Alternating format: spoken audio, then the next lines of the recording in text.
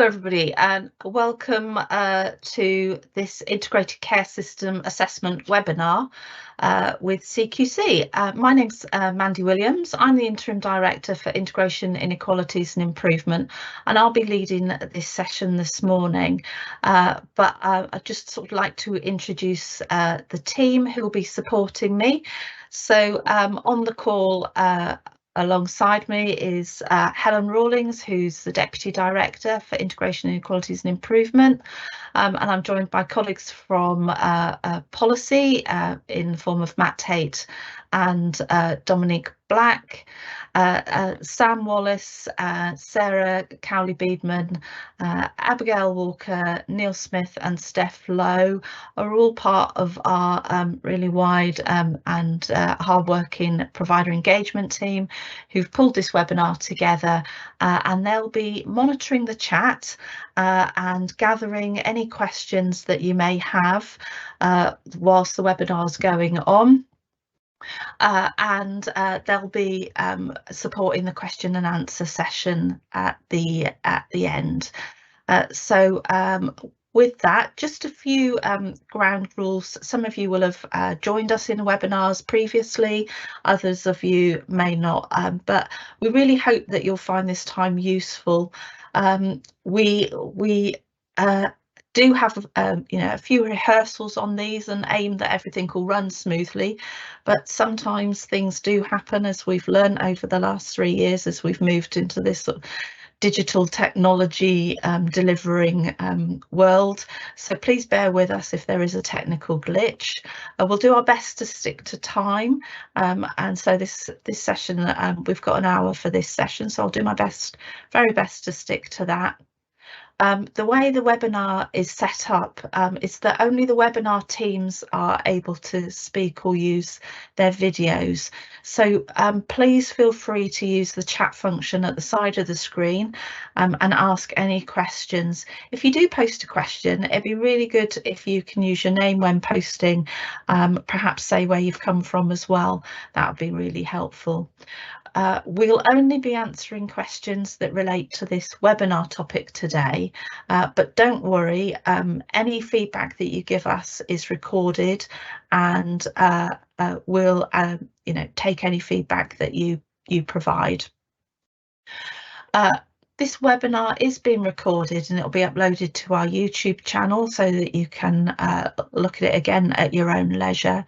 And we'll be sending out these slides to you after this event, together with the recording and links to other useful resources that we have.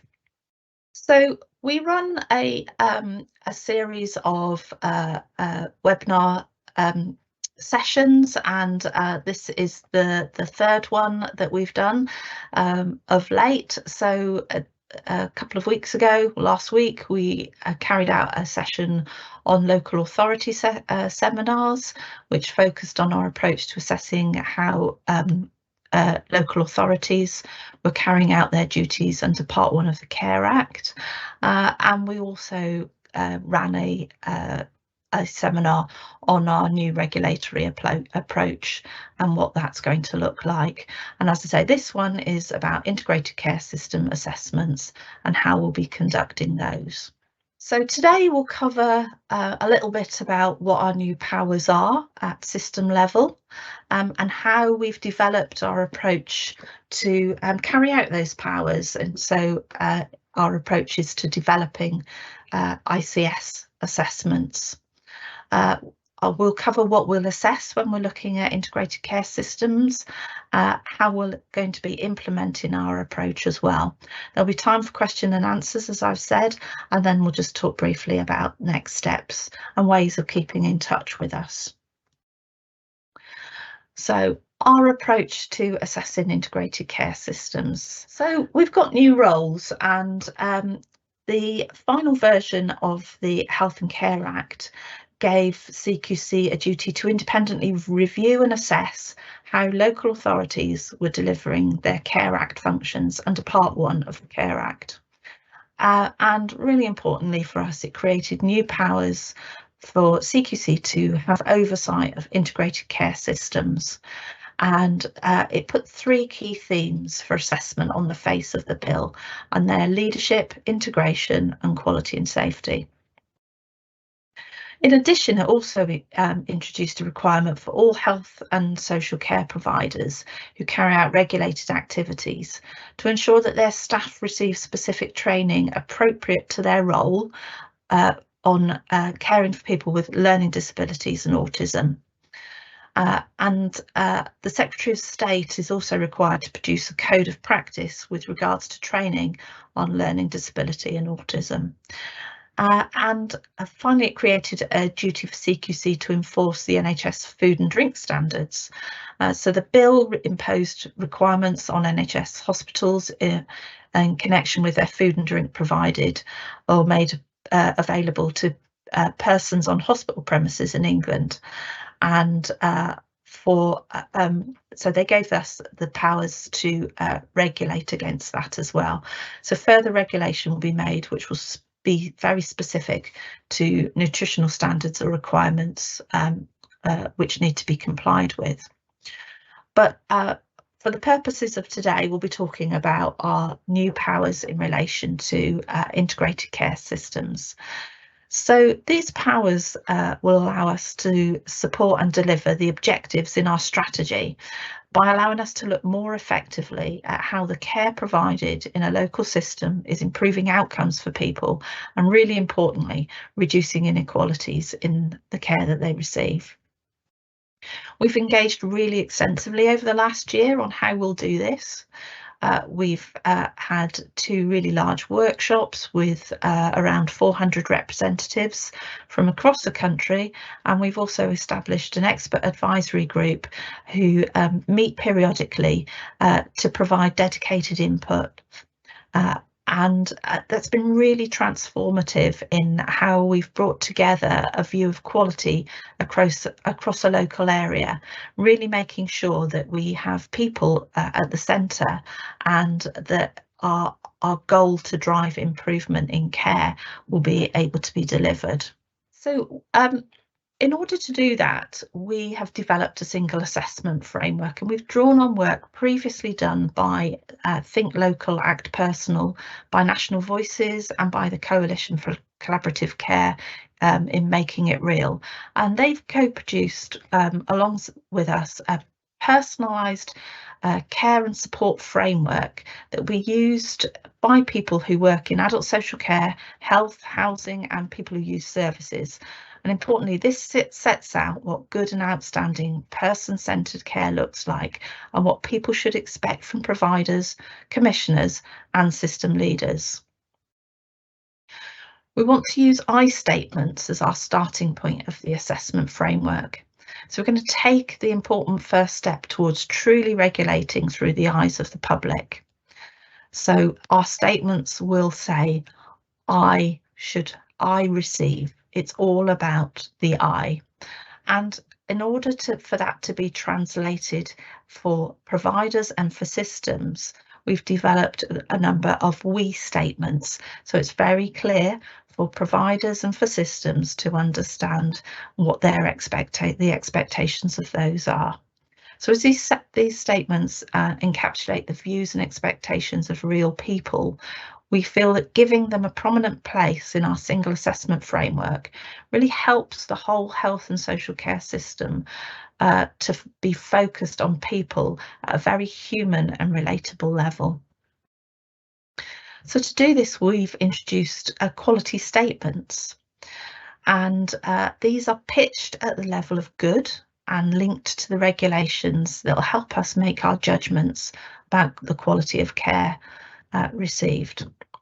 They'll replace our current key lines of inquiry and prompts, and as I said, they'll be expressed as we statements, helping to make things much clearer for providers and systems about our expectations on them, while reducing the duplication that currently exists across our key lines of inquiry.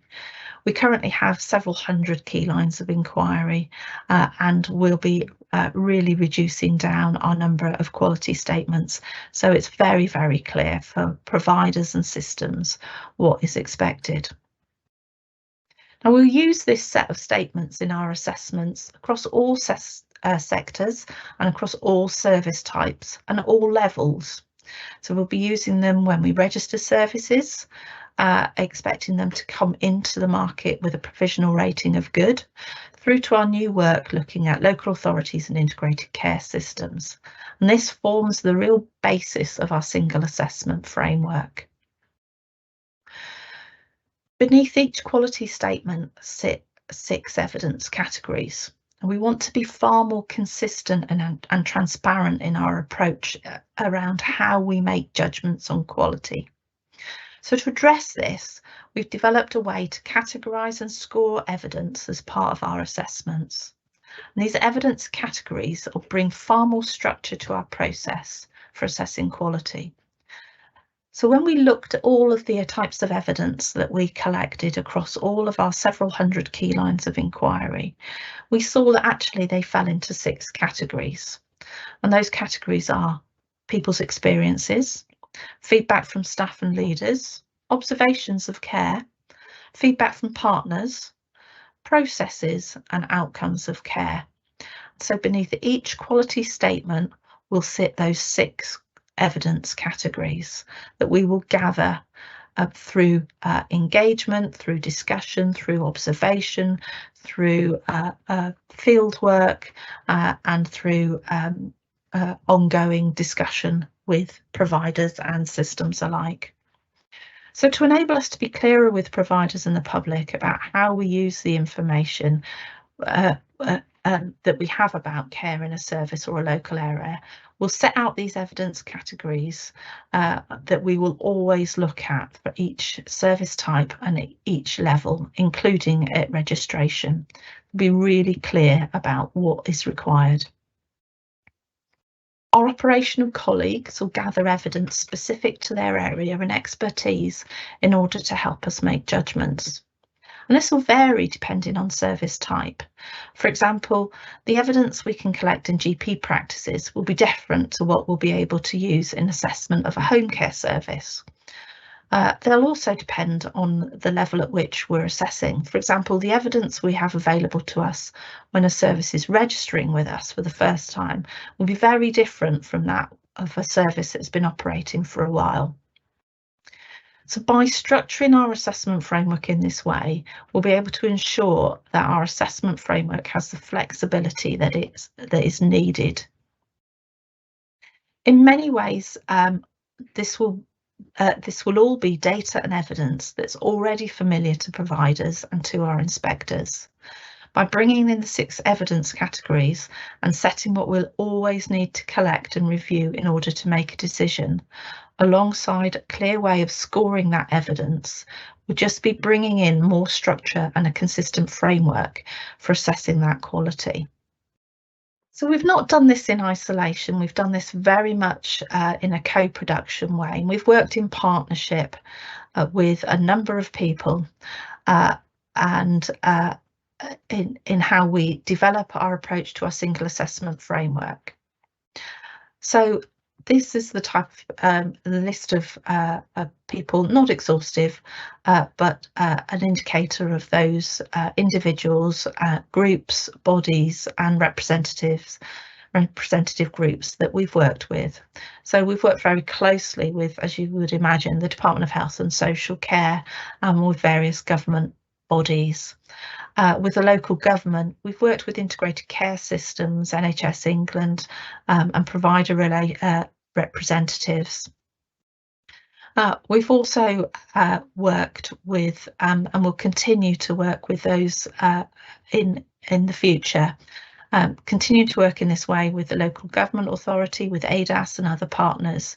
So because we want to really ensure that our assessments, whatever we do, add value, that they encourage improvement where it's needed, and that they are there being really clear in our requirement to keep people safe. So what have we done so far as the systems of concern are concerned? Well, for integrated care systems, we've carried out 2 test and learn cycles, and we worked with North East London and South Yorkshire to do that. So we looked at the three themes that are on the face of the bill: integration, quality and safety, and leadership. And we looked at those three themes and we covered 16 quality statements. We reported on our findings and shared those reports with those two systems, and we received a huge amount of really helpful and informative feedback from those systems about what it was like, what we were asking, were they the right things, were we looking in the right places, were the outputs of our assessments going to be helpful. The activity really helped us identify areas for learning and for refining.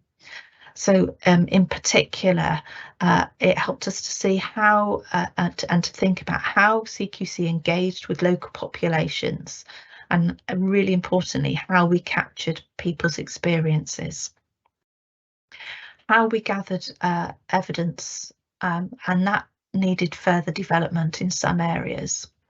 So for example, places expected an interaction with CQC to support a really credible assessment, but the number of places vary across all systems, and so how we do that is something that we've been working with those systems and with our policy colleagues to consider. Feedback that we received also really pointed out the need to make sure that we have the skills and the knowledge to support that, and that we take with us credible leaders in their field and specialist advisors to support us with the skills and knowledge to deliver a system-wide assessment. Feedback also pointed around the complexity of assessing quality, safety and integration across a whole geography, and how complex that can be. That we must consider all of the other outputs as well. So, for example, the NHS England System Oversight Framework, an annual review, the outputs of the local authority assessments, SEND and JTI assessments, and much more. And that it was also really important that there was an emphasis placed on the wider determinants of health, and that we needed to continue to explore what that needed to look like. We couldn't have done any of this work without the help of North East London and South Yorkshire, and how accommodating and supportive they were. And so this is another good opportunity to thank them for supporting us in those test and learn cycles that we did last summer. So our interim guidance has been published, and that talks about our approach to assessing the integrated care systems. And these are the quality statements that sit beneath those three themes, the themes of leadership, integration and quality and safety.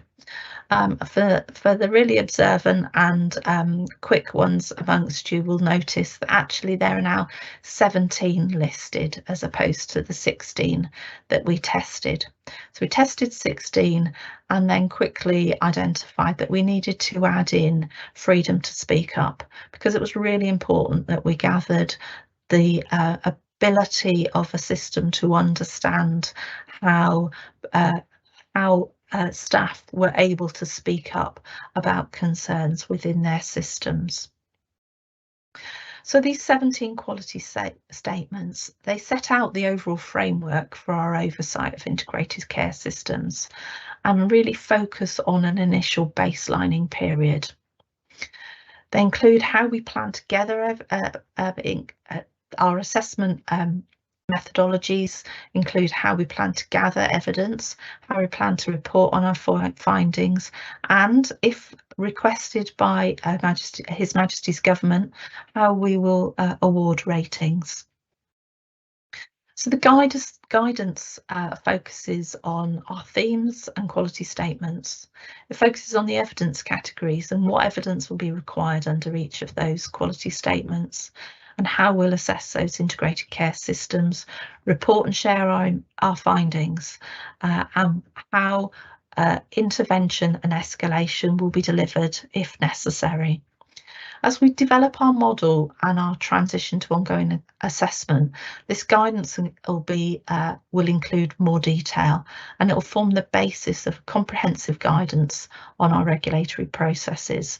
And you can read this, which is now current on our website, and we will provide you with a link to that. So there's a link at the bottom of the slide, but we'll also make sure that that is sent out to you all as well.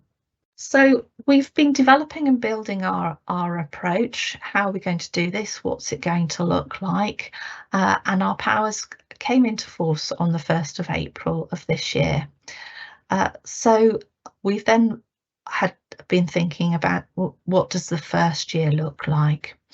And so from this month, so from April until July of this year, we have begun forming a national view of performance, but initially focusing on themes across one quality statement, and that quality statement is equity and access.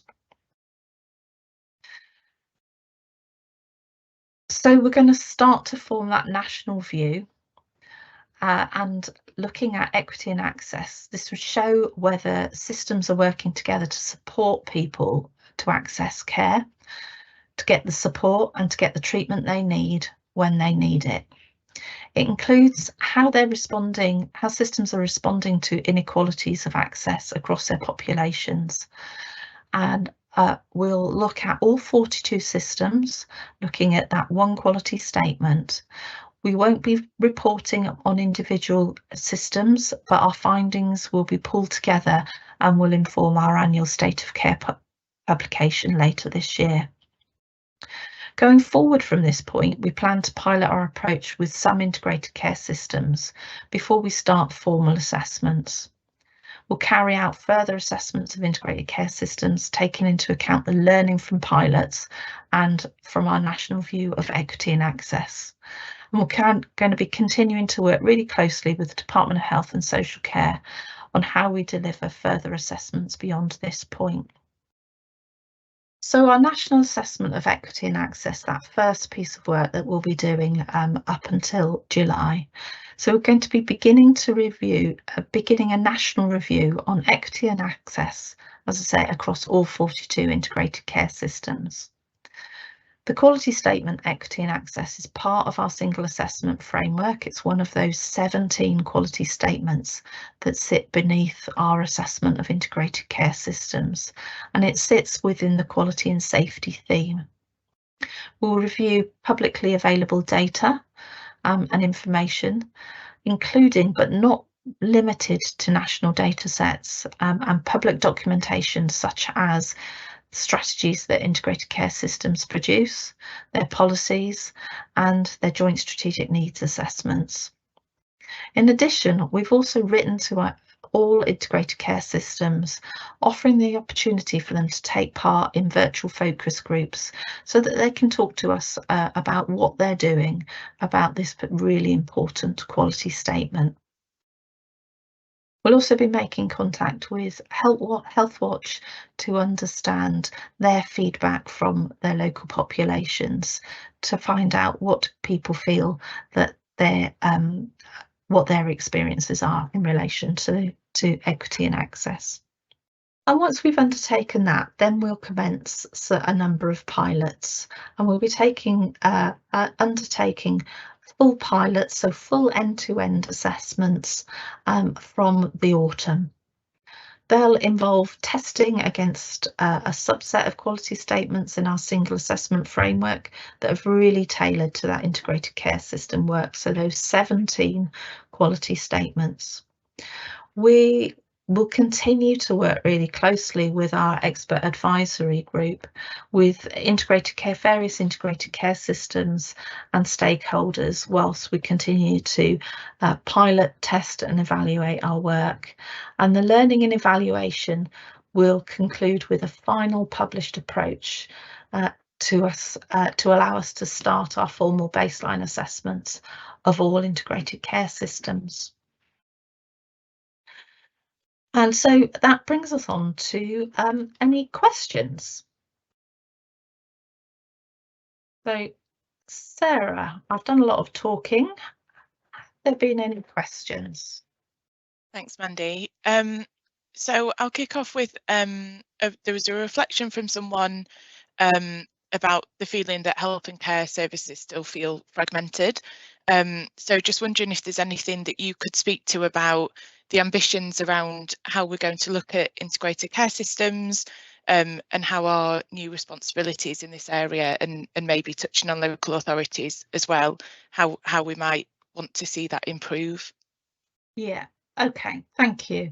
So we will continue to inspect and regulate providers and rate providers, but our new powers allow us to have that overview of systems, to be able to look at systems to see how they are supporting providers, and how importantly how providers are coming together to support pathways of care across those whole systems. And so for the first time, we'll be able to have that view and have that influence. Matt or Dominique, I don't know if you want to add anything more into that.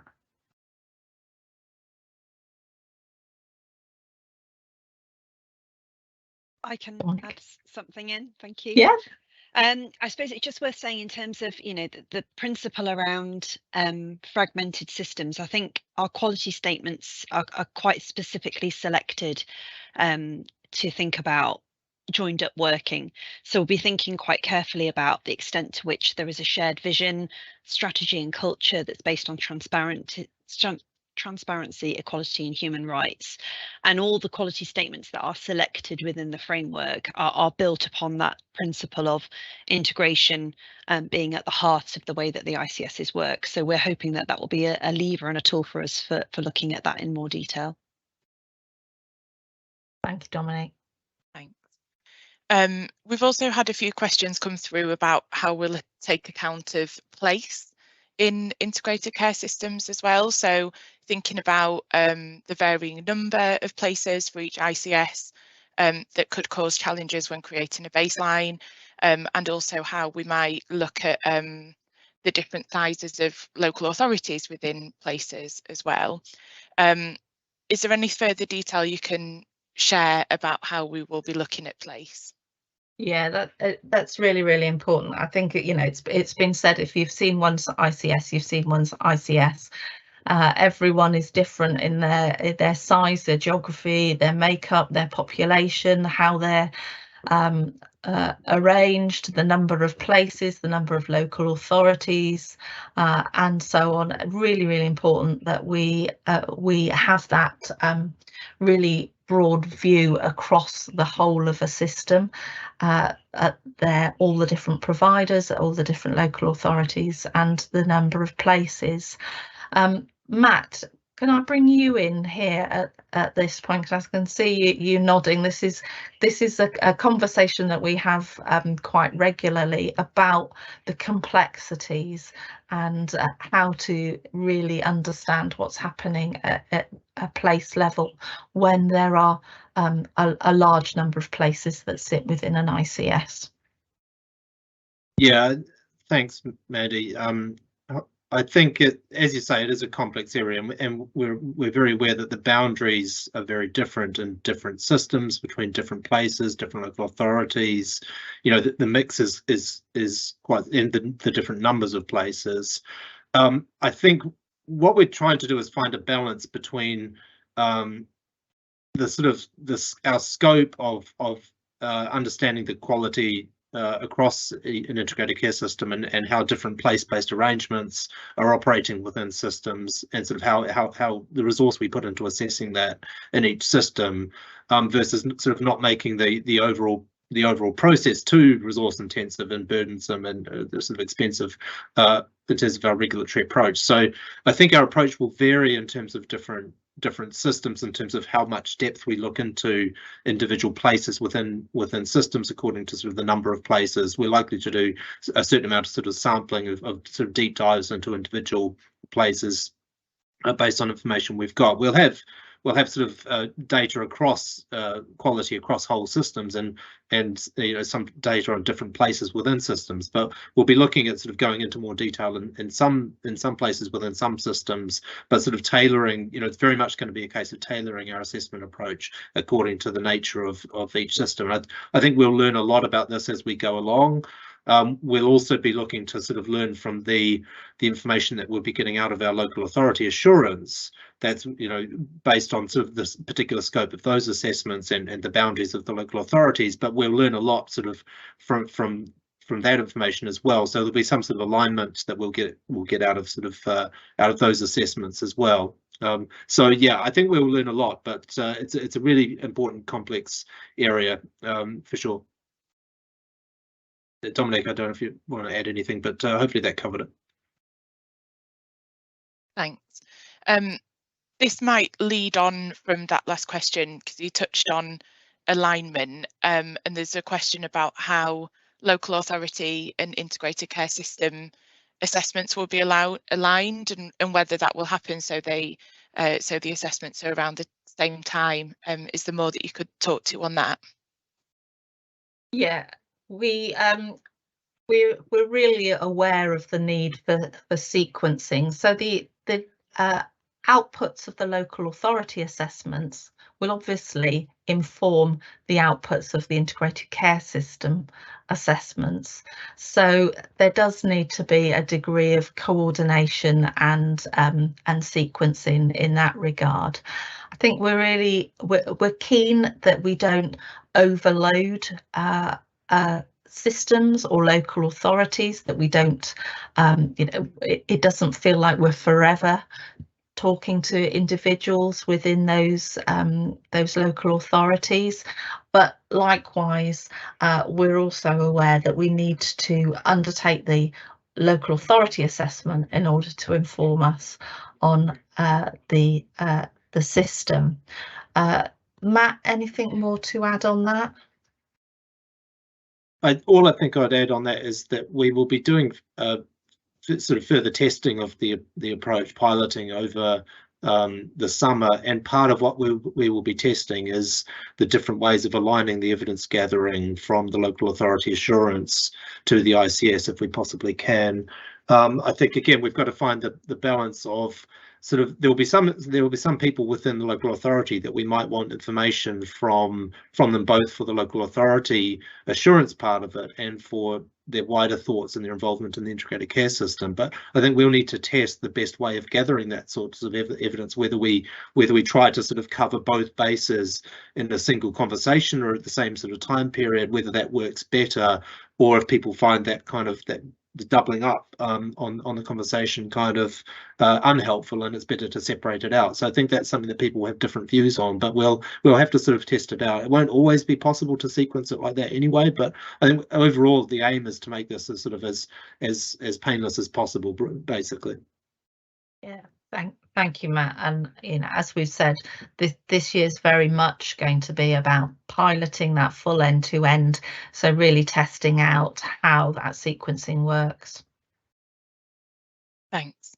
We've had a couple of questions around experts by experience. So one comment about asking about how we're going to measure the way health and social care work together, as it currently appears to be one-sided and top-down and not really listening to experts by experience.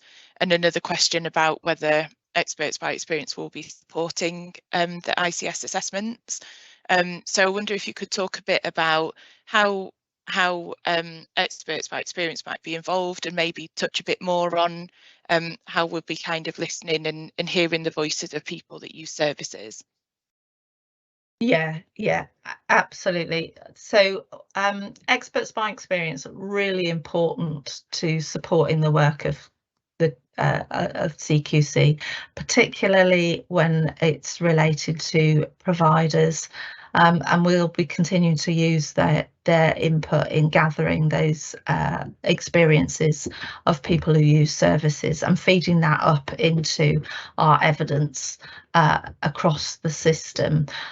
We'll be taking with us specialist advisors, so people who are really expert in the field in integrated care systems in different parts. We'll ideally be taking people from different systems along with us, so we may take somebody from Cornwall up to South London, we may take somebody from Northeast London across to Lincolnshire or whatever. So we'll be wanting to take people who are really current in system knowledge and understanding to support our assessment teams.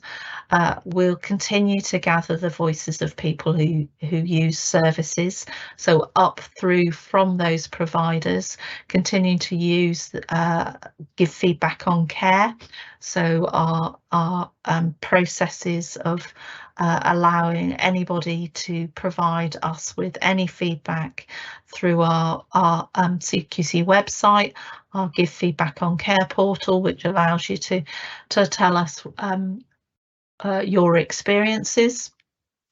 All those will be pulled in together to tell us and inform us on what care and what the experiences of people in receipt of services in an integrated care system, what it's really like.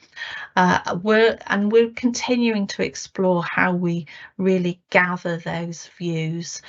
We'll be really interested to understand how a system understands their local population needs, how they're really working hard to hear from people who are seldom heard, and what they're doing to hear those experiences, and how they're using that to shape and inform how they deliver services, how they plan those services within their system.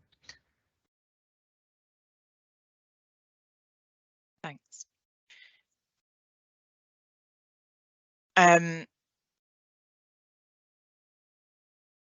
We've also had a comment that all ICSs have been told to reduce costs by 20% this year and a further 30% next year.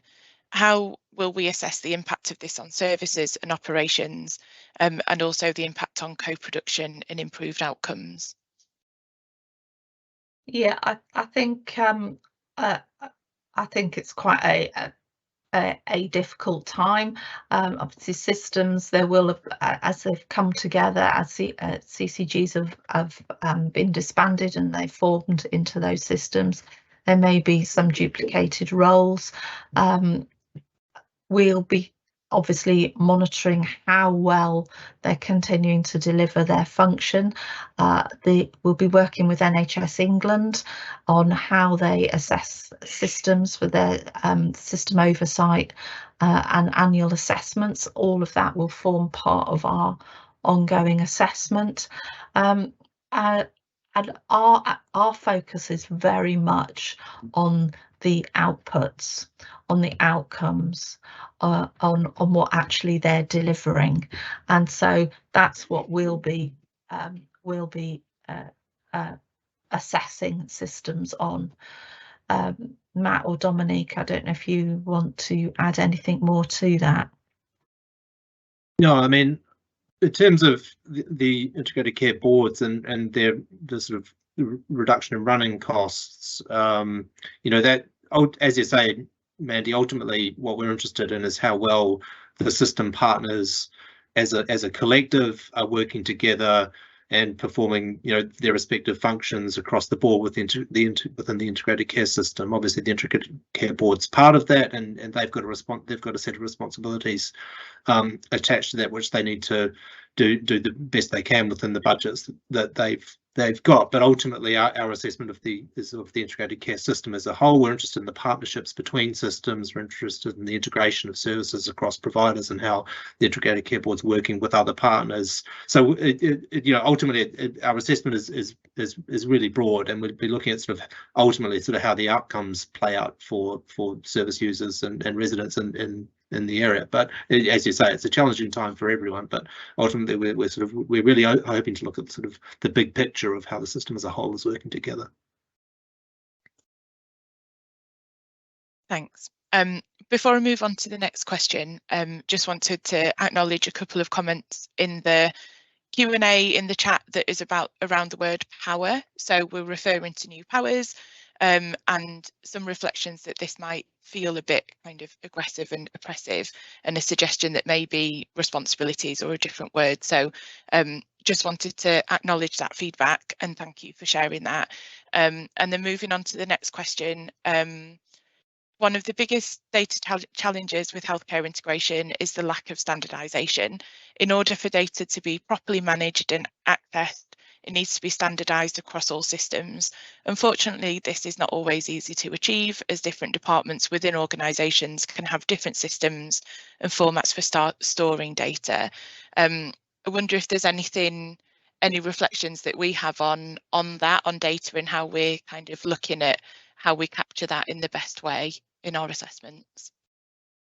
Yeah, I'd usually refer straight away to one of our colleagues from Data and Insight on that, but unfortunately we haven't got anybody on the call in regards to that. I think data is a massive challenge for all of us, isn't it?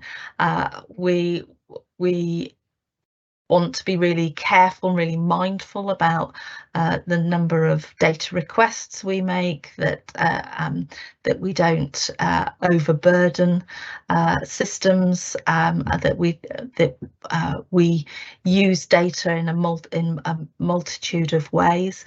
But I think it is a challenge that we face, and that we are working really hard to try and navigate through, because there are multiple systems, there are multiple interfaces, and multiple ways of measuring the same thing sometimes, and that's absolutely a challenge that we recognise and are trying to navigate through. Thank you.